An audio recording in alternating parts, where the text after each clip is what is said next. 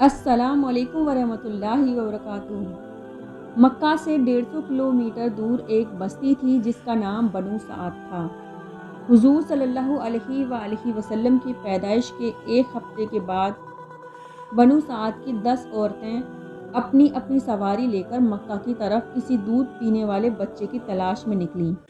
उस ज़माने में औरतों के लिए रोज़ी का यही एक ज़रिया था कि वो औरतें मालदार घरानों के बच्चों को अपने घर लाकर उन्हें दूध पिलातीं और फिर जब वो बच्चे थोड़ा बड़े हो जाते तो उन्हें उनके माँ बाप को वापस कर आतीं और इसके बदले में इन बच्चों के माँ बाप दूध पिलाने वाली औरत को बहुत ज़्यादा पैसे और तोहफे देते थे। इसी उम्मीद में बनु सआद की 10 औरतें मक्का की तरफ अपनी ऊँटनियाँ लेकर चलीं। उन्हीं औरतों में हज़रत हलीमा सादिया भी थी। हलीमा सादिया के घर बहुत ज़्यादा गरीबी थी। उनके शौहर को कोई काम न मिलता था, सिर्फ बकरी चराकर उन्हीं के दूध पर दिन रात गुजारा होता था। हलीमा सादिया के घर में एक ऊँटनी भी थी, लेकिन वो बहुत ज़्यादा कमज़ोर हो चुकी थी क्योंकि बनु सआद कबीले में घास भी बहुत कम उगती थी, इसलिए जानवरों को भी सही से चारा नहीं मिल पाता था। हलीमा सादिया अपनी उसी कमज़ोर ऊँटनी को लेकर मक्का की तरफ उन 10 औरतों के साथ चल पड़ीं ताकि उन्हें भी कोई दूध पीता बच्चा मिल जाए, जिसकी वजह से उनके घर में भी 4 पैसे आने लग जाएं। हलीमा सादिया के साथ उनका एक दूध पीता बच्चा और उनके शौहर थे। उन औरतों की ऊँटनियाँ ताकतवर थीं, इसलिए वो बार बार हलीमा सादिया की ऊँटनी से आगे निकल जातीं और फिर दूर जाकर उन औरतों को एक जगह पर रुकना पड़ता ताकि हलीमा सादिया की कमज़ोर ऊँटनी भी धीरे धीरे उनके पास पहुँच जाए और सारी औरतें एक साथ मक्का पहुँचें। उन औरतों को बार बार हलीमा सादिया के लिए रुकना पड़ता था, इसलिए आखिर उन औरतों ने हलीमा सादिया से कहा कि ए हलीमा, तुम्हारी वजह से हमें बार बार रुकना पड़ता है। धूप भी बहुत तेज़ है, इसलिए अगर तुम इजाज़त दो तो हम निकल जाएं और तुम धीरे धीरे अपनी इसी ऊँटनी से आती रहना। हलीमा सादिया बेचारी उस वक्त क्या जवाब देती।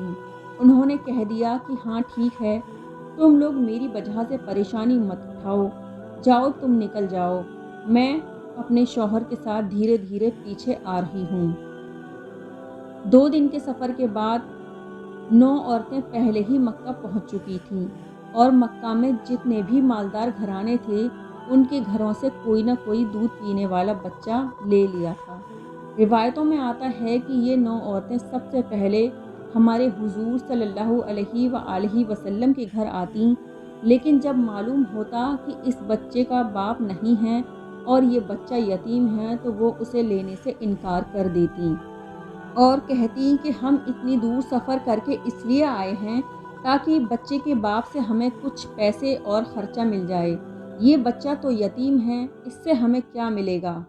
इसलिए सारी औरतों ने हुजूर सल्लल्लाहु अलैहि वसल्लम को लेने से इनकार कर दिया और मक्का के मालदार बच्चों को लेकर चली गईं। जब सभी औरतों ने हुजूर सल्लल्लाहु अलैहि वसल्लम को लेने से इनकार कर दिया तो ये बात हज़रत आमिना के दिल को लगी और वो अकेली घर में बैठी अपने इस छोटे बच्चे को देखकर रोने लगी और दिल ही दिल सोचने लगी कि ए काश आज मेरे मासूम बच्चे के बाप ज़िंदा होते तो मेरे बच्चे को भी कोई औरत अपने घर ले जाती। ए काश मेरे शौहर ज़िंदा होते तो वो मेरे बच्चे को गोद में लेकर बाज़ारों में घुमाते और उसे अच्छे अच्छे खिलौने दिलाते। हज़रत आमिना के आंसू देखकर शायद उस वक्त अल्लाह ताला हज़रत आमिना से कह रहे होंगे कि आमिना, तुम परेशान क्यों होती हो। इस बच्चे के बाप उसे खिलौना लेकर नहीं दे पाए तो क्या हुआ, इस बच्चे की तो ऐसी शान होगी कि मैं आसमान के चाँद को इस बच्चे के लिए खिलौना बना दूंगा और वो उंगलियों के इशारे से चाँद के 2 टुकड़े कर देगा। ए आमिना, इस बच्चे के बाप इसे क्या बाज़ारों की सैर करवाते।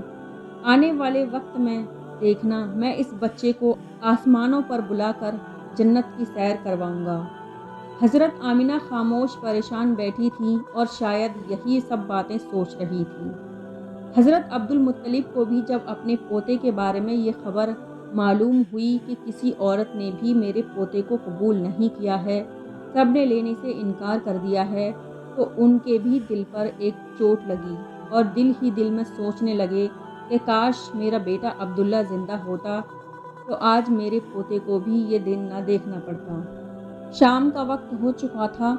हलीमा सादिया उसी वक्त मक्का पहुंची तो उन्हें मालूम हुआ कि अब मक्का में कोई मालदार घराने का बच्चा नहीं बचा है। इन सभी औरतों ने हर ऐसे बच्चे को ले लिया है जिसका बाप मालदार हो। हलीमा सादिया तलाश करती हुई हज़रत आमिना के घर पहुंची और दरवाज़ा खटखटाया। पूछने पर बताया कि मैं दूध पिलाने वाली दाई हूँ, देहात से आई हूँ, बच्चा चाहिए। हज़रत आमिना ने सोचा कि ये औरत भी अभी मेरे बच्चे को देखकर मना कर देगी कि मैं इस यतीम को गोद नहीं लेती, लेकिन फिर भी अल्लाह ने उनके दिल में ये बात डाली और उन्होंने हलीमा सादिया को घर के अंदर बुला लिया। हलीमा सादिया को भी जब इस बात की खबर हुई कि बच्चा यतीम है और इसका बाप नहीं है तो लेने से इनकार कर दिया और वापस चली गईं। उन्हें कोई भी बच्चा नहीं मिला और वो अपने शौहर के पास एक खैमे में पहुंची। शौहर ने पूछा कि ए हलीमा, क्या हुआ, कोई बच्चा नहीं मिला क्या? हज़रत हलीमा ने जवाब दिया कि नहीं, हम देर से पहुँचे इसलिए मक्का के सारे बच्चे उन औरतों ने ले लिए और मेरी किस्मत में शायद कोई भी बच्चा नहीं है। लेकिन हाँ, एक घर में मैं गई तो वहाँ एक यतीम बच्चा था। उसका बाप मर चुका है तो उससे हमें क्या मिलेगा? जब बाप ही नहीं तो फिर हमें पैसे और तोहफे कौन देगा? इसलिए मैंने उस बच्चे को लेने से इनकार कर दिया। रात का वक्त था, दोनों मियाँ बीवी खामोश बैठे थे। हज़रत हलीमा की गोद में जो बच्चा था वो बहुत ज़्यादा रो रहा था क्योंकि वो 2 दिनों से भूखा था और हज़रत हलीमा के सीने में भी दूध नहीं था क्योंकि हज़रत हलीमा ने कई दिनों से कुछ नहीं खाया था, इसलिए भूख की वजह से उनके सीने में भी दूध आना बंद हो गया था। अचानक खामोशी तोड़ते हुए उनके शौहर ने अपनी बीवी हलीमा से कहा कि ए हलीमा, वैसे भी हमें कोई बच्चा नहीं मिला है और हम इतनी दूर का सफ़र करके मक्का आए हैं, कल सुबह हमें वापस जाना है, इसलिए मैं मुनासिब समझता हूँ कि तुम जाओ और उसी यतीम बच्चे को ले आओ।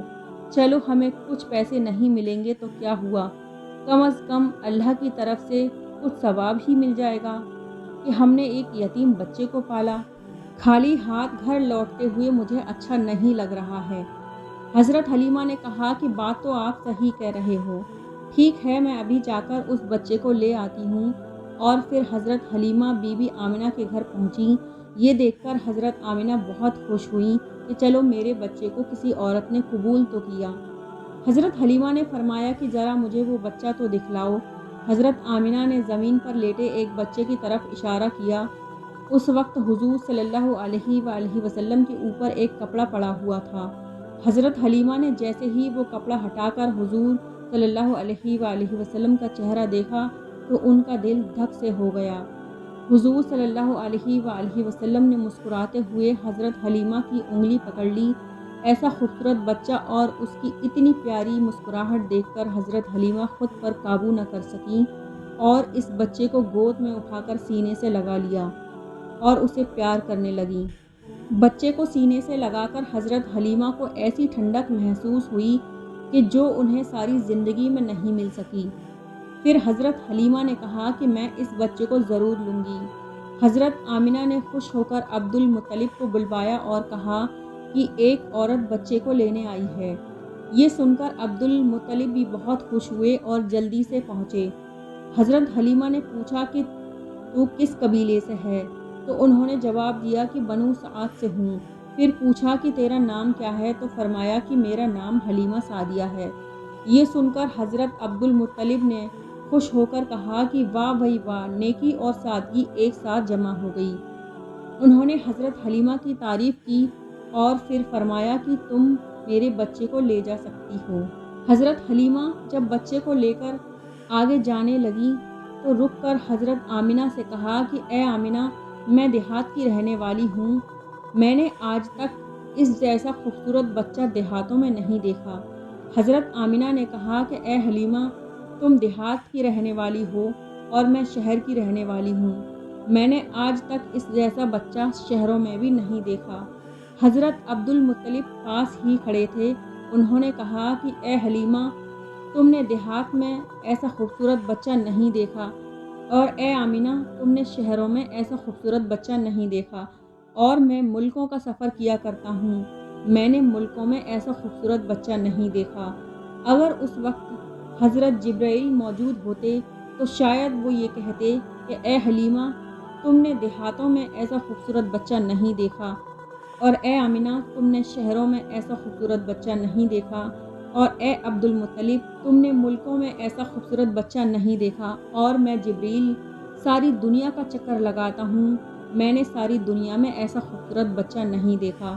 اور اگر اس وقت اللہ تعالیٰ سے کوئی پوچھتا تو شاید اللہ تعالیٰ فرماتے کہ میں اس بچے کا پروردگار، میں ساری دنیا کا مالک، بادشاہوں کا بادشاہ، میں اس بچے کی قسم کھا کر کہتا ہوں کہ میں نے ساری مخلوق میں اس بچے جیسا خوبصورت کسی کو پیدا ہی نہیں کیا۔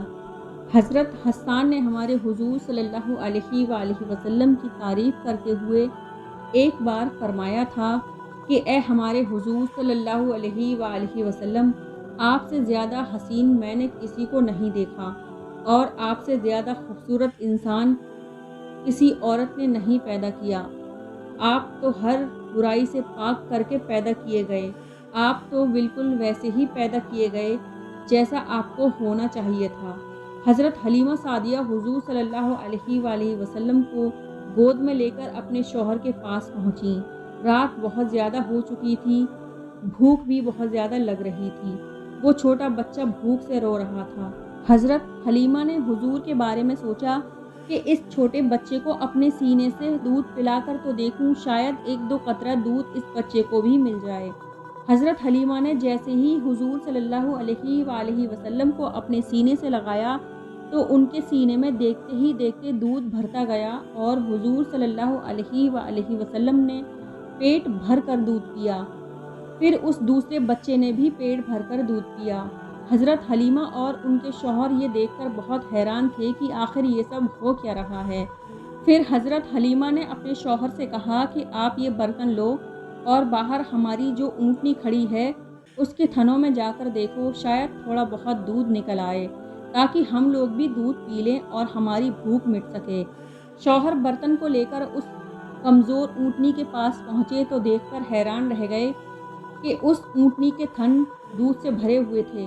انہوں نے اس کا دودھ نکالنا شروع کیا اور پورا برتن بھر لیا۔ جب وہ دودھ لے کر حضرت حلیمہ کے پاس پہنچے تو حضرت حلیمہ بھی حیران رہ گئیں کہ ہماری اس کمزور اونٹنی کے اندر اتنا زیادہ دودھ کیسے نکلا۔ شوہر نے جواب دیا کہ اے حلیمہ، مجھے تو لگتا ہے کہ اس یتیم بچے کے ساتھ اللہ کی کوئی خاص مدد ہے، اس لیے ہمارے ساتھ ایسے ایسے عجوبے ہو رہے ہیں۔ حضرت حلیمہ نے حضور صلی اللہ علیہ وآلہ وسلم کو اپنے گلے سے لگاتے ہوئے کہا کہ ہاں، مجھے بھی لگتا ہے کہ یہ میرا چاند سا بچہ ہمارے گھر کی ساری مصیبتوں کو ختم کر دے گا۔ سبھی لوگ دودھ پی کر سو گئے۔ صبح ہوئی تو شوہر نے اپنے قبیلے بنو سعد کی طرف لوٹنے کی تیاری شروع کر دی۔ وہ 9 عورتیں پہلے ہی جا چکی تھیں اور بہت دور نکل چکی تھیں۔ شوہر پہلے اونٹنی پر بیٹھ گئے اور پھر خود اپنی بیوی کو اپنے پیچھے اونٹنی پر بٹھایا۔ ہمارے حضور صلی اللہ علیہ وآلہ وسلم اس وقت حضرت حلیمہ کی گود میں تھے۔ ان کے شوہر اونٹنی کو بار بار کھڑا کرنے کی کوشش کر رہے تھے، لیکن وہ اٹھنے کا نام ہی نہیں لے رہی تھی۔ پریشان ہو کر شوہر نیچے اترے تو وہ اونٹنی ایک دم کھڑی ہو گئی۔ شوہر بہت زیادہ حیران ہوئے اور پھر سے اونٹنی پر آگے بیٹھ کر اسے چلانے کی کوشش کرنے لگے تو پھر سے وہ بیٹھ گئی اور اٹھنے کا نام ہی نہیں لے رہی تھی۔ شوہر کو کچھ شک ہوا اور انہوں نے حضرت حلیمہ سے کہا کہ اے حلیمہ، تم اس بچے کو لے کر آگے بیٹھو اور میں تمہارے پیچھے بیٹھتا ہوں۔ حضرت حلیمہ حضور صلی اللہ علیہ وآلہ وسلم کو لے کر جیسے ہی آگے بیٹھیں تو وہ اونٹنی اٹھ کھڑی ہوئی اور اس نے زمین پر سر رکھ کر 3 بار سجدہ کیا اور اللہ کا شکر ادا کیا کہ تو نے مجھے حضور صلی اللہ علیہ وآلہ وسلم کی پہلی سواری بنا دیا۔ سبحان اللہ۔ اور پھر اس اونٹنی نے ایک دوڑ لگائی اور بہت تیز چلنے لگی۔ حلیمہ سعدیہ اور ان کے شوہر حیران تھے کہ یہ وہی اونٹنی ہے جسے لے کر ہم آئے تھے اور جو چلنے کو ترستی تھی۔ اب اسے کیا ہو گیا ہے کہ یہ اتنی تیز دوڑ رہی ہے؟ کچھ ہی وقت گزرا کہ اس اونٹنی نے دوڑتے ہوئے ان 9 عورتوں کو پا لیا اور تیزی سے چلتے ہوئے ان کو پیچھے چھوڑ دیا۔ تو ان عورتوں نے حیرانی سے پوچھا کہ اے حلیمہ، کیا تم نے سواری بدل دی ہے؟ تو حضرت حلیمہ نے جواب دیا کہ میں نے سواری نہیں بدلی، بلکہ اس سواری کا سوار بدل چکا ہے۔ سب سے پہلے حلیمہ سعدیہ ہی اپنے محلے بنو سعد میں پہنچی۔ حضرت حلیمہ سعدیہ فرماتی ہیں کہ اس دن میرے پورے محلے سے گلابوں کی خوشبو آ رہی تھی۔ سارے محلے والے حیران تھے کہ آخر یہ خوشبو کیسے آ رہی ہے۔ یہ اللہ کی طرف سے ہمارے حضور کا اس قبیلے میں استقبال ہو رہا تھا۔ سبحان اللہ۔